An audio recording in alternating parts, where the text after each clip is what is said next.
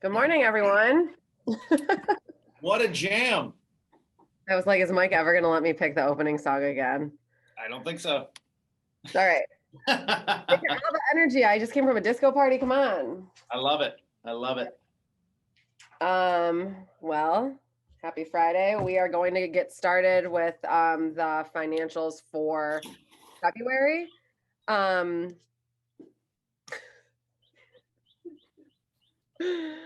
let me share my screen.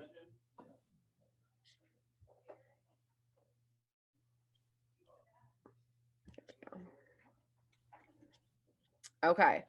Um, so in the month of February, we added 12 new agents to the company, which brings our total agent count to 445. And that was through 39 different recruiting appointments. Our agents wrote 276 contracts in the month of February. So that's down over last February, in line with prior years pre-pandemic more. So that's down about 9% from last year. But the big number that you'll see that's down here is the number of agents who wrote those contracts. So we typically average between 48 and 52% on that number, and it's way down in February with only 35% of our agents who wrote contracts. Sometimes like the way months and weekends fall, like we're seeing a huge increase already in March, so that could level out when we're looking back at like first quarter or first half of the year, but February specifically, that was down. And listings taken was 160. So that is only down 5%. And as we're seeing this month already, it's looking a little bit better. So something to stay on top of as you're working, especially with your buyer clients, and making sure that you communicate to them what the inventory is like for our listings taken. Because it's not a statistic on here, but our listings sold was the highest that it's been ever in terms of the listings that we sold last month. So the listings that we are taking are selling at a much faster rate, as I'm sure you're all aware. And then for the agents in our office who took a listing, this is at 15%. This is a little bit low, but in line with what January was this year. If you're new to this call, I like to distinguish that number for teams who only take listings in the Rainmaker's name, that is only counting it as one person. So although it seems super low and you're like, our total agent count's 445, only 61 took a listing, teams typically like unify under one person. So that makes that a little bit lower. Okay.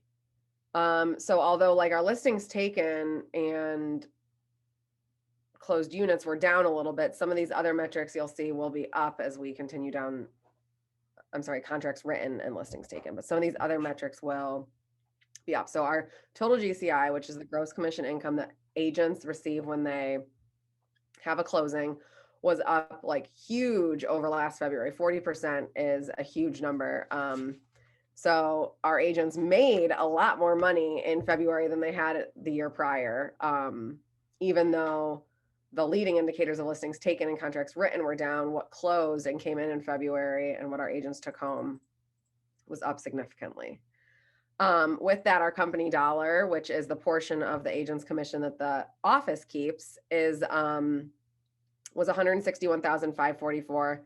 That was down 12% from last year. And when you look at those two numbers together, what that says is a lot of the closed business and commissions that came in went to capped agents, which is awesome because that means our agents are keeping 100% of their commissions more often than not in the month of February, it seems. So our company dollar was down about 12%. With that, our profit share for February was 67,000. That was down 10% from last February as well. It's still in line with the years prior to 2021. And as you'll probably see on these calls month over month, the comparison to last year being one of the highest months in many categories or years in many categories, We're going to see potential like down over last month, but trending in line with other years. So we'll keep you in the know when that's the case. So it's not all gray skies or down 10% and everything. It's more likely correcting back to a normal year. So our title company, this was the $23,049 is what we shared from GM Title in February. That is from our fourth quarter profit. So we get quarterly checks from the title company with our joint venture with them. And we spread that evenly over 3 months. So this number you see 3 months in a row as we equally allocate that fourth quarter distribution. So if anyone has any questions about that or GM Title or how that all works, please feel free to reach out to me. But using them as your title company directly contributes to the profit and profit share for our agents and the company. And so there's, a direct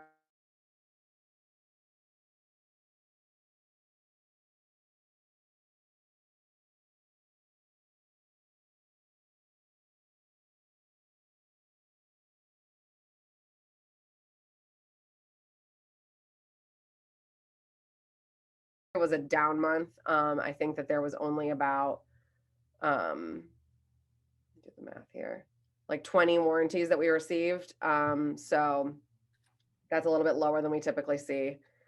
Cross Country Mortgage, we have an MSA with, so that is the $8,500 monthly that we get for our agreement with Cross Country Mortgage. And Greater Metropolitan Management, we profited $16,000 last month. That is fantastic. Last February, we only the income that we received from the property management company was $4,000. So Mike can do faster math than me. It's like 400%. I don't know. That's accurate. Okay. All right. And I will bring it home here. So like I said, the leading indicators about our contracts written and listings taken were down over last February, but some of our like closed production was up. So our total closed units was up 14% last February over last February with 281 closings in February. And that's actually the most closings in any February ever. So that's awesome. Congratulations. Total closed volume, we were at 61 million. That was up 44% over last year. So our closed units, our closed volume, the GCI our agents brought in, that was all up over last February. And that is also the highest closed volume that a February has ever seen at 61 million. And our average sale price, this fluctuates month to month based on the closings that month. It was only 192 in January. It's 220 for February.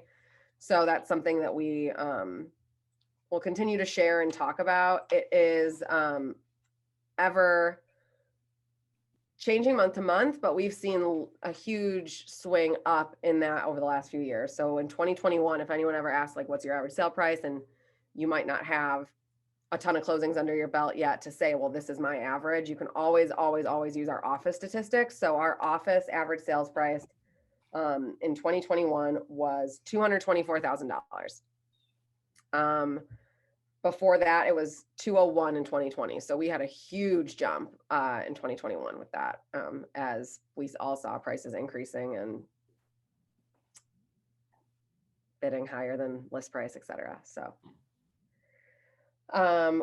March is off to a fantastic start. So if you are feeling that in your business or curious about that, please also join us next month to go over those numbers. And if you have any questions about anything February, January, or how we track these, book these, profit share, et cetera, I will put my contact info in the chat. So feel free to reach out. Yeah, and just to kind of build off that, I know seeing a lot of new faces, or first timers for the Money Matter Mastermind. And the reason that there are a couple reasons why we go through this in this way each month. One, we want to create transparency for all the agents in our company, because the more transparent we are, the better profit share works, right? It only works if the agents are aware. So all of you through mykw.kw.com, You can access the income statements and balance sheets, which, are, shows some of the things underneath those top line numbers that Julia shares. We also have our agent leadership council that supports decision making around the finances of the company and supports our budgeting process. So we are in a very good spot there with respect to having checks and balances and processes in place that allow agents to raise their hand around the way that our company operates. And then finally, and probably the most important piece of us doing this is we want you to be able to use it as a model for analyzing your own business and analyzing opportunities. So, all of the statistics that we shared about the total company exist at each individual agent's business. So, how many listings were taken last month for your business? How many contracts were written last month for you? And so, if you don't like those numbers, then you can take one step back up the pipeline and say, okay, what do I need to be in a position to take more listings? Well, I need to go on more listing appointments. Or how do I write more contracts? Well, I need to engage and get more leads or better, and engage with buyers. And so using those key performance indicators in your own business will help you uncover where you have opportunity to grow your business. And then when you identify that, you reach out to myself, any member of the leadership team, your productivity coach, your rainmaker if you're on a team, and start to engage with them around, hey, how do I go on more listing appointments? How do I get more buyers, right? And then you can watch your numbers change at the top of the funnel, right? The top leading indicator numbers. And then you'll see that come through from a financial standpoint at the bottom of the funnel. And then you'll need to have a really good budget to follow when you get all that money to make sure that you put it in the right places, which is what I'm here to talk about today. So I know we've got everybody must be recovering from St. Patrick's Day. Everyone has their cameras off. But if you could pop into the chat or hit the raise hand button and just want to understand how many folks are currently have a budget, operate with some sort of plan for how they're going to spend their money, personally or professionally. The things we're going to talk about apply in your personal life and in your and to your business. So Bernadette's got one. Who else has got one?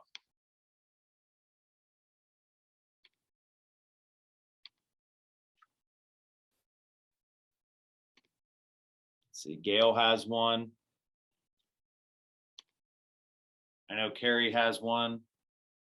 Julia had one for a little while. So Bring it back. We're bringing it back, and we're bringing it back. We're bringing it back. Yeah. So I want to talk about a few things related to the budgeting process, and I'm actually just going to revisit for those of you who are at the business planning clinic in November. Some of these are going to sound familiar. If you've read The Millionaire Real Estate Agent, some of these might sound familiar, but I think that they're very important elements to a budget. And we're not going to pull out spreadsheets and start basing, I make this much money, or I have this much money, and 1.1% of it needs to go to occupancy, and 7% should go to lead generation. Like that, there's a model for that as your business gets really big and you start getting commas in your income. But for now, what we want to do is we want to talk about some very important fundamentals for budgeting, business and personal and professional, right? So there are 4 main areas of focus when it comes to a budget. And these are straight from the Millionaire Real Estate Agent.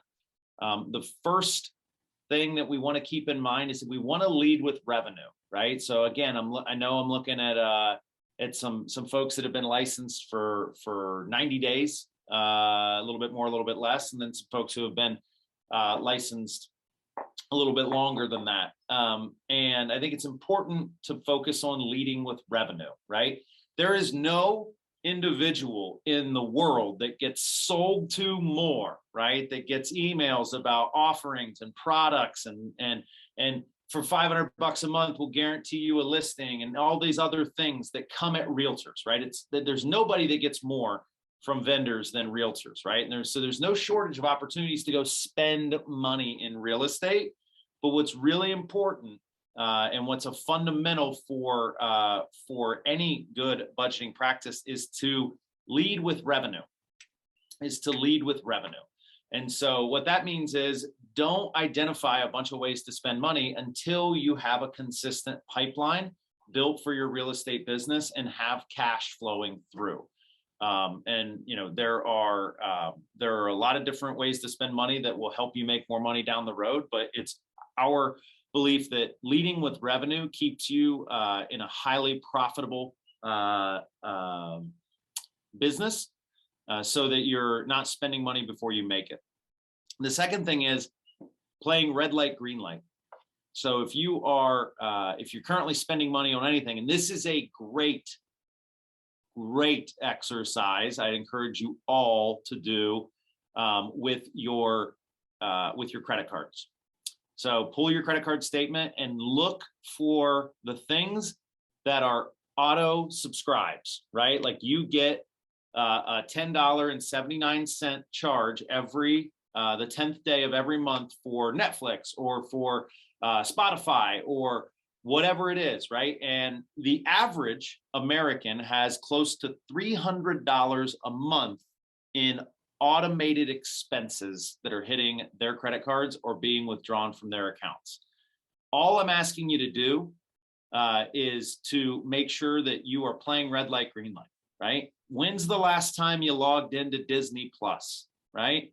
Sure, you signed up for it 6 months ago because you wanted to watch Hamilton and that's the only place you could do it.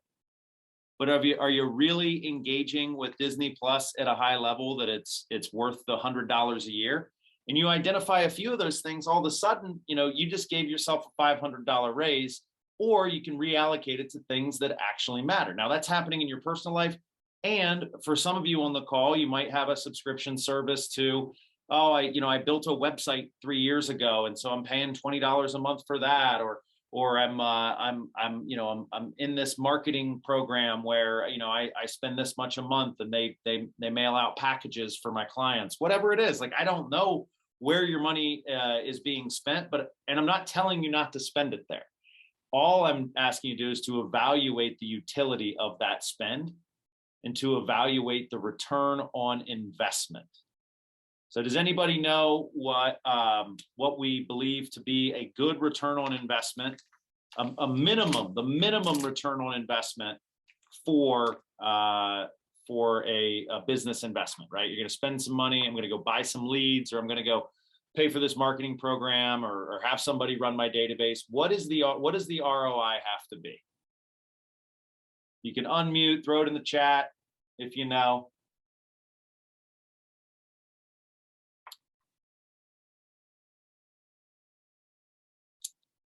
All right, seems like we've stumped the crowd. It is 4. You want a 4x, right? So if you look at the things that you're spending money on in your business and they are not quadrupling when they come through the revenue line, so spend $1,000 a month on leads, better be getting $4,000 a month in closings, right? And that is, yes, I know there's lagging indicators there, but you want to make sure that as you make these investments in your business, that you're holding them accountable. And then the third thing, the third priority is to stick to the budget. When and again, guys, we don't need 100 different accounts on our chart of accounts here, right? You can create very big buckets, right? What do I want to spend each month on food? What am I going to spend on entertainment? What am I going to spend on rent and utilities, right? And then know that, hey, just to keep the lights on and keep myself fed, I need $2,000 a month. And so once I have that $2,000 a month covered, where does the rest of my money go? And from your business, it could be that I'm going to spend $100 a month on leads, and I'm going to spend $500 a month on transaction coordination support, and I'm, and just at a very high level, rough out where your money is going. That's a budget. And then if you just stick to it, you'll have after a long enough period of time, after a few months, you'll be able to evaluate whether you're spending the money in the places that you actually thought you were, are you getting the returns that you actually wanted to get? And then finally, how do you want to adjust moving forward? And then finally, is getting into a rhythm. I think it's really important, for whatever reasons, societally, maybe it's our families, right? We did a great reverse book club on the psychology of money that explains people's relationship with capital. But I want to encourage you to get really, really intimately aware of your money and where it's going, right? I shared out on one of these last year a spreadsheet that anybody could copy and modify, which gives you a place to track where you spend your money, right? I encourage capturing all of your expenses once per week and looking at them and evaluating what you've spent money on weekly. I also encourage people to check and track their net worth on a weekly basis. And these are not things that take more than 10 minutes, 15 minutes. But the idea here is that you will build awareness and you will build habit, and you will get very comfortable knowing that, I had 2 closings last week and that brought my income up, and I was able to pay down my debt or pay down my expenses or clear my credit card or whatever it is that you want to do with your money. But getting into a rhythm and in a relationship with your finances is hyper critical to growing your finances, right?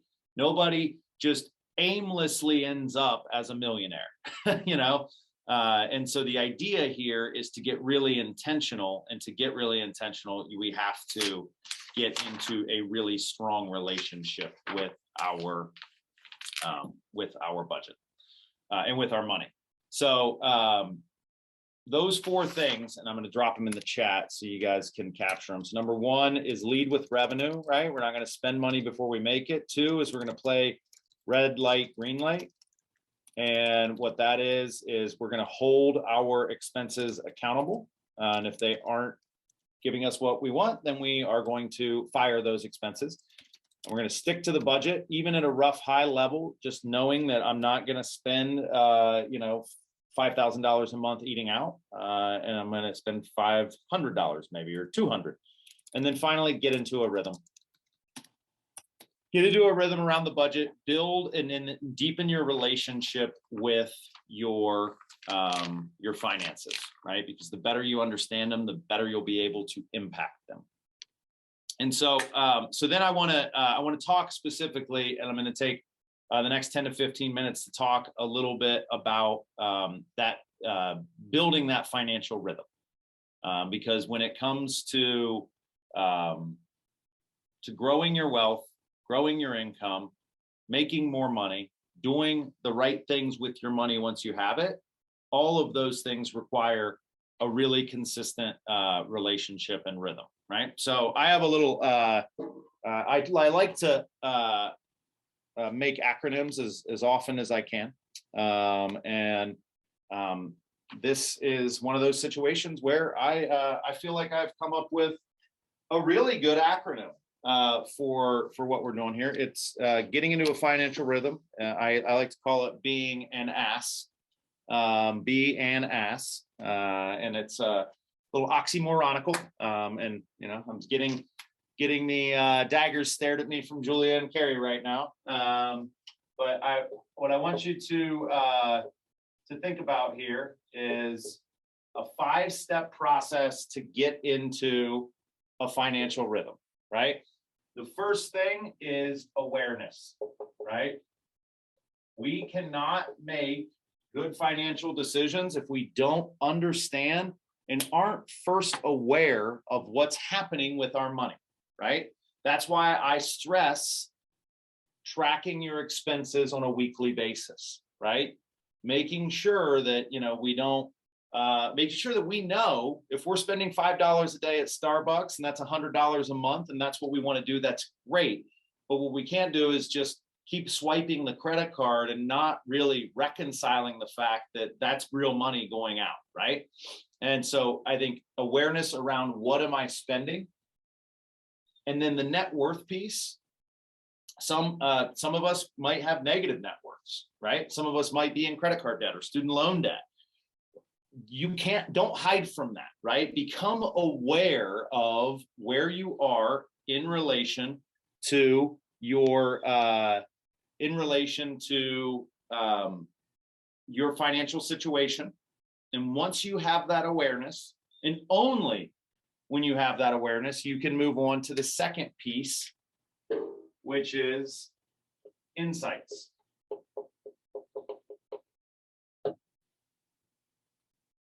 So what are the insights that you can draw once you understand where your money's going? Oh, wow, I didn't realize I was spending that much on eating out. I didn't realize I spent that much at Target each month. Oh, I didn't realize that 20% of my expenses are candles. Like whatever it is, like there will be an insight when you start to look at your finances. Or, for some of you, you may, as you track your net worth, you might say, wow, I didn't realize my net worth was that high, right? Or you might look at opportunities for home ownership or investment properties differently when you understand how they impact your net worth and your personal balance sheet. So it's really, really cannot move forward until you become aware of what's happening in your financial ecosystem, and then stop, take a deep breath, observe, and draw some insights out. Draw some insights out of that financial awareness piece. Then and only then you take action, right? So this is, we're halfway through the acronym and we're just getting to doing something, right? But it's really important. Like a lot of people want to ready, fire, aim when it comes to budgets, and they want to, we all want to be rich tomorrow, right? But we are often reminded that we can, we overestimate where we can be in 12 months and underestimate where we can be in 5 years. And that is really why the awareness and insights are such an important part of this, because we have to take really decided action, right? Buying a coffee pot and making coffee at home could save you $1,000 a year, right? Well, yeah, if you decide to approach life that way, you will then see the impact on your debt, your net worth, your cash on hand. But it's not until you realize that you're spending $100 a month at Starbucks that you are able to take the right action. And the actions really come down to behaving differently. And I cannot stress this enough, your budget is, and your financial situation, they are going to be recorded on spreadsheets, right? You're going to have a file that tracks where you spend money, but those line items on the budget, those expenses that show up, are records of the way that you're behaving, right? And I want you to look at this action bucket as an opportunity to start behaving differently, right? And so as you start to change your behavior, you'll start to see elements on those spreadsheets, specifically the net worth one, start to change, right? If there's if you have credit card debt, if you have student loan debt, you have a home loan, all of those things, you can get aggressive about paying them down as soon as you understand, oh boy, like I need another $1,000 a month. Where am I going to find it? Well, you could lead with revenue, go make it, or there's ground fruit, there's found money available in all of our expenses. Awareness, insights, start taking action, right? Now, once we have the actions in place and we start behaving differently, well, we have to make sure that we are going to continue to behave that way. And so systems are something we should all be very, very familiar with here at Keller Williams Greater Metropolitan. And what's awesome is we have a class coming up in April that is going to be focused on building systems for your real estate business. But you can build, if there's something that you want to do more than once, you should build a system for it, right? So, and really what these systems allow you to do is not have to make a decision, right? It protects you from yourself, right? So you want to be sure that you are, if you don't trust yourself, to not splurge on Amazon or stop at Target because you just need to walk through and see what's new in the home goods section. Take a different way home, right? Don't drive by that Target, whatever it is. Find some systems that protect you from you, and really create processes around it. When it comes to really strong financial systems that I would recommend, if everyone on this call does one thing, right? One thing that is going to help their financial future, I want you to email Carrie, and I want you to email your bank first and set up a second checking account or savings account, whatever, a second account. And then email Carrie and ask her to deposit 30% of all of your commissions into that account, and then take the remaining 70% of what you will be paid and put it in and keep it in going to your original account. And what that does, that's your taxes, guys. That is your tax profile. That is ensuring that when you next year, when Uncle Sam comes calling for his share of what's yours, you already have it set aside, right? The number of real estate agents who have to sell a lot of houses early in the year to pay the taxes on the houses that they sold last year is frighteningly high.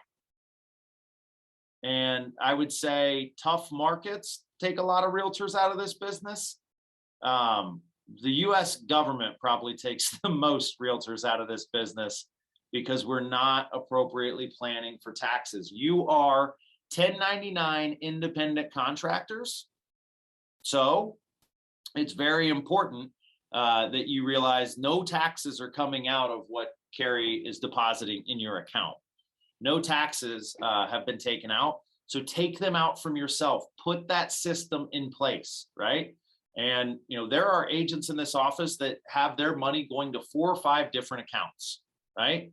Some people say, I want to make sure that I'm saving for an investment property, so take 10% of all my money and put it in this account for investments. I want to make sure that I tithe, so 10% of all my money goes into this account, and 30% for the government, and then 50% is what I'm going to build my business with. And you would be surprised, the people who do that, they never don't have enough money, and they're always in business. Their pipeline is always full. So guys, the system piece is big, right? Don't trust yourself to move the 30% over to another account, or don't trust yourself to not spend the money that's in your account. If it is there, it will leave. It will leave. All right. And then our, what we got? Gail in the chat here.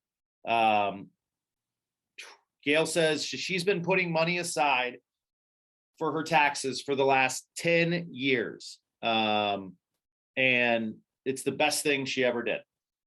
So I'll tell you guys, very, very important, very critical, and very easy. Very, very easy. All right. So now the last part of this system, this is a system, is support. If you need somebody to help you with your finances, if you need somebody to encourage you, if you need somebody to explain to you how to use Excel so you can track your expenses, if you need somebody to help you investing, if you want more information on anything, if you just want some accountability to actually do the things that I'm talking about here, you can find it in this company. Myself, other members of the leadership team, your productivity coach, we support the whole agent, and every aspect of their life. So it doesn't even have to be around budgeting for your real estate business. So we're talking about our lives. We have real estate businesses to fund our perfect lives. And so let's go ahead and do that.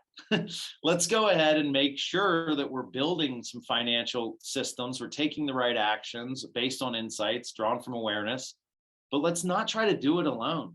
Nobody succeeds alone, right? All the things that I'm talking about, all the things that I'm sharing with you are all things that I learned from other agents in this company, mentors in my life. And that provides me with a tremendous amount of of support whenever I need it. There's agents I can go to in this office and say, I was just talking to one of them on Wednesday night about everything that's happening with the stock market, right? I'm not an expert on the stock market, but this person sure is. So I was really excited to talk to him. And I think that your opportunity to find the person who's the subject matter expert on anything exists within Keller Williams Greater Metropolitan, but especially from a financial standpoint, guys, we have more millionaires working for this company than any other company in the world, and that's Keller Williams. And so when it comes to tapping into those resources and those opportunities, they exist here. And if you don't know who to ask for what, just start with me. Start with me and let me know what you're trying to accomplish. And I might be the best person to help you. Julia or Carrie might be the best person to help you, or one of your fellow agents. Very likely is where you're going to get pointed to build that relationship and develop. This is the strongest financial rhythm system. But guys, this also works for weight loss. It works for any piece of your business, any piece of your life, really. I believe that this system and this model applies. You have to become aware, right? If you're not tracking the number of phone calls you make each day, if you're not tracking the number of contracts you write, if you're not tracking the number of listing appointments that you go on, you will not have the opportunity to draw any insights. Like if you're unaware, right, and blissfully ignorant as to what's happening with whatever piece of your life you would like to be better, first thing is become aware. Become aware. Wake up. Second, take that awareness and draw some insights out, right? And I always say to be a little patient on this insight piece, right? Because some things will be glaring, and then you'll start to find some secondary or tertiary impacts that or some deeper insights can be drawn out of. Then start taking action. Once you're taking action, right? It's like the first day on the diet or the first day on the new budget, you can really rock it out because you're motivated and you're excited and it's going to be great. Well, then what I want you to do is, as soon as you get into a little bit of consistent action, put together a system, right? If this is financial, you guys heard me in December talk about freezing your credit card, right? So that you have to let it thaw out before you can, type in those numbers to purchase online. What are the things that you can do to protect yourself from yourself? Go throw out all the junk food, throw out all the cookies, have somebody else do your grocery shopping so you're not tempted to walk down the candy aisle. Like whatever it is, put a system in there to protect you from you. And then finally, ask for help. How can our office, your colleagues, or your family, your friends, how can they support you? And if your friends aren't willing to support you on a journey of financial wealth and growing as an individual through finances, then they might not be your friends. So that's all I have for this morning, guys. But I do want to open it up for some questions. Any questions about any of the stuff that Julia shared? Any questions about any of the stuff that I talked about? I am particularly passionate about this model and would love to help anybody who's interested to implement.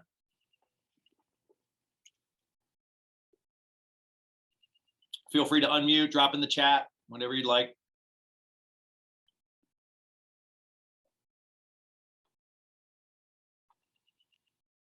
I guess I left them speechless, Julia. I have a question, Mike, if you can hear me okay.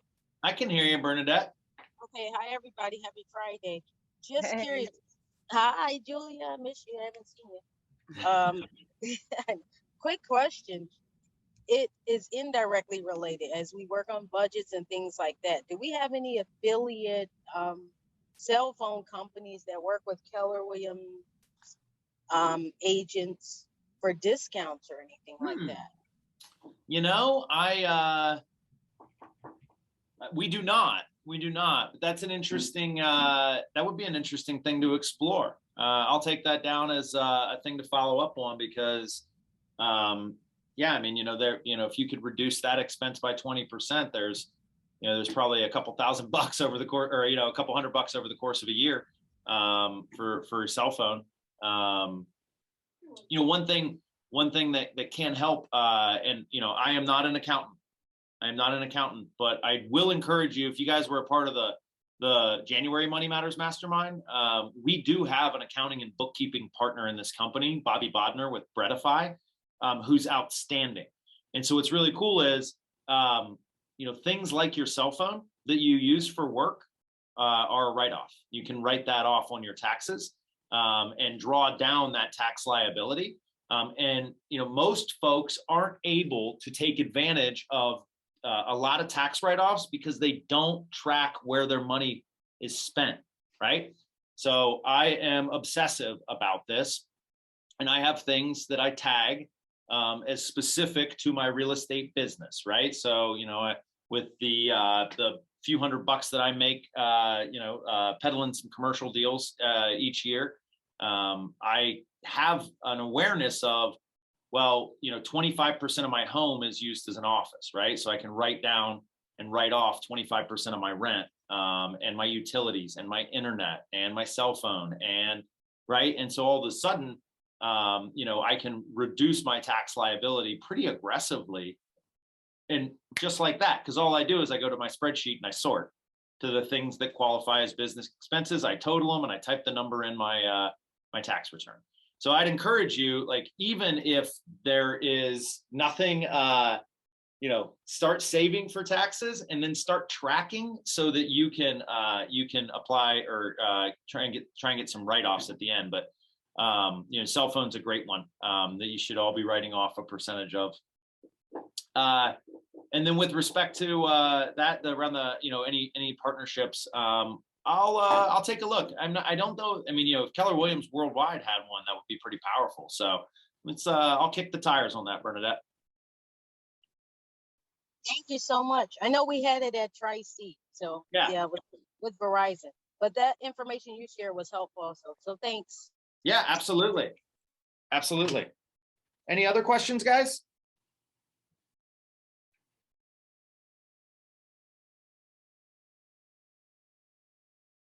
Questions, comments, concerns, smart remarks, physical threats, last call for all those.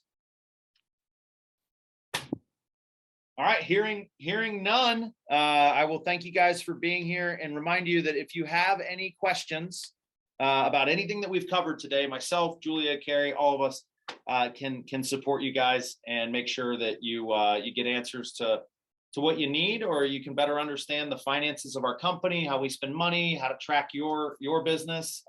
There's a bunch of different ways that you can leverage what we talked about today, and we're all here to help. So have an awesome weekend. Enjoy some of this ridiculous Northeast Ohio weather, and we will see you all very soon.